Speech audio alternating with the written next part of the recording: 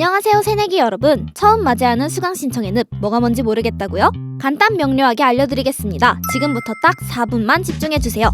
우선 수강 신청에 앞서 준비를 해볼까요? 먼저 2022년 요람을 읽는 것은 필수입니다.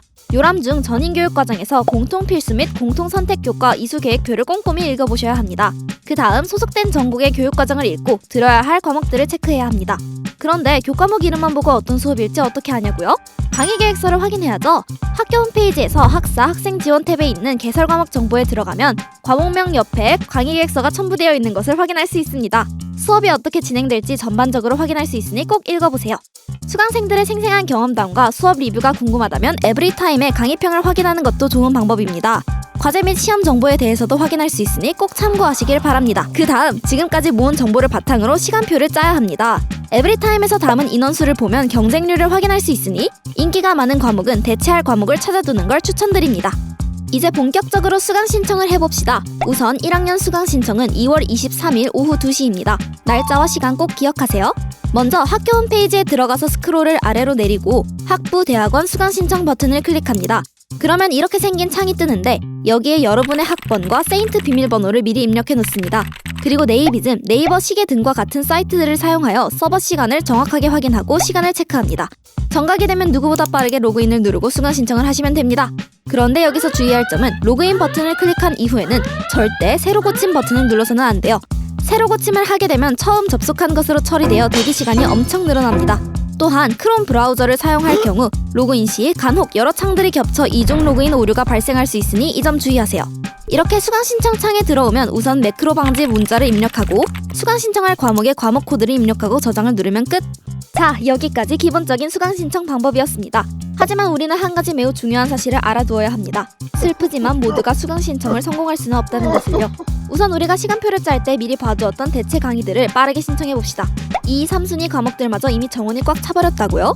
그러면 이제 아래 개설 교과목 정보 조회에 뜨는 과목들을 빠르게 보고 남은 수업들을 주워 담아봅시다. 정원이 다 찼다고 나오더라도 나중에 취소 인원이 생기는 경우도 있으니 집중하셔야 합니다. 이 방법으로도 들을 강의를 건지지 못했다면 바로 이틀 뒤인 25일 오전 10시 전학년 수강 신청 날에 다시 시도해보세요. 여기에서조차 원하는 과목을 얻지 못했다면 흔히 사인이라고 부르는 수강 허가서를 작성해야 합니다. 수강 허가서의 양식은 학교 학사 공지란에 자세히 나와 있으니 그것을 참고하여 작성하고 해당 과목의 교수님께 전송하면 됩니다. 참고로 대면 수업은 수강 인원 제한으로 수강 허가서를 받지 않습니다.